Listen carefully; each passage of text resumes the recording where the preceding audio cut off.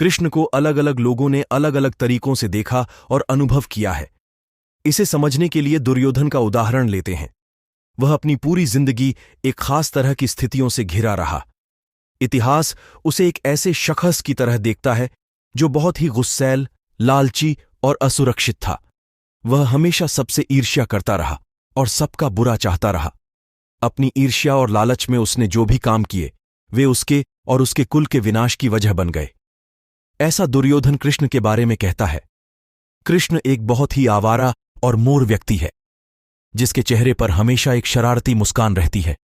वह खा सकता है, पी सकता है, गा सकता है, प्रेम कर सकता है, झगड़ा कर सकता है। बद्धे उम्र की महिलाओं के साथ वह गप्पे मार सकता है और छोटे बच्चों के साथ खेल भी सकता है। ऐसे में कौन कहता है कि वह ईश्वर है? शकुनी महाभारत का ही एक और चरित्र है, शकुनी। शकुनी को कपट और धोखेबाजी का प्रतीक माना जाता है। वह कहता है, अगर हम मान लें कि वह भगवान है तो इससे क्या फर्क पड़ता है? आखिर भगवान कर क्या सकता है? भगवान बस अपने उन भक्तों को खुश कर सकता है जो उसकी पूजा करते हैं और उसे प्रसन्न रखते हैं। होने दो उसे भगवान, लेकिन मैं तो उसे बिल्कुल पसंद नहीं करता। जब आप किसी को बिल्कुल पसंद नहीं करते तब भी आपको उसकी प्रशंसा करनी चाहिए। राधा कृष्ण की बचपन की सखी और प्रेमिका राधे उनको बिल्कुल अलग तरीके से देखती थी। राधा कौन थी? एक साधारण सी गांव की लड़की जो दूध का काम करती थी। लेकिन राधा के नाम के बिना कृष्ण का नाम अधूरा माना जाता है, क्योंकि कृष्ण के प्रति उनमें अत्यंत श्रद्धा और प्रेम था। हम कृष्ण राधे कभी नहीं कहते हैं, हम कहते हैं राधे कृष्ण। एक साधारण सी गांव की लड़की इतनी महत्वपूर्ण हो गई जितने कि स्वयं कृष्ण, और कहीं कहीं तो वे कृष्ण से भी ज्यादा महत्वपूर्ण हो गई है।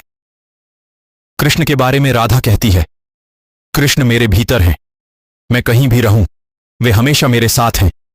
वे किसी के भी साथ रहें तो भी वे मेरे साथ हैं। गरुड़ के पुत्र वेंतेय गोमांतक पर्वत पर रहने वाले गरुड़ के पुत्र थे वेंतेय। वे किसी बीमारी की वजह से पूरी तरह अपंग हो गए थे। जब वे कृष्ण से मिले तो उनकी बीमारी पूरी तरह ठीक हो गई और वे अपने दम पर चलने लगे। वे कहते हैं, मेरे लिए तो कृष्ण भगवान है। कृष्ण के चाचा अक्रूर एक बुद्धिमान और सज्जन पुरुष थे। उन्होंने कृष्ण के बारे में अपनी सोच को इस तरह बताया है, इस युवा बालक को देखकर मुझे लगता है मानो सूर्य, चंद्र, तारे सब कुछ उसके चारों तरफ चक्कर काट रहे हों। जब वो बोलता है तो ऐसा लगता है मानो कोई शाश्वत और अविनाशी आवाज सुनाई दे रही हो।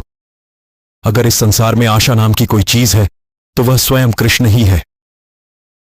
शिखंडी के बारे में तो हम सभी जानते हैं कि उसकी स्थितियां कुछ अलग तरह की थीं। बचपन से ही उन्हें काफी सताया गया था। उनकी सुनिए, वैसे तो कृष्ण ने मुझे उम्मीद की कोई किरण नहीं दिखाई है, लेकिन वह जहां भी होते हैं आशा की एक लहर चलती है जो सबको छूती है और सबका जीवन बदल देती है।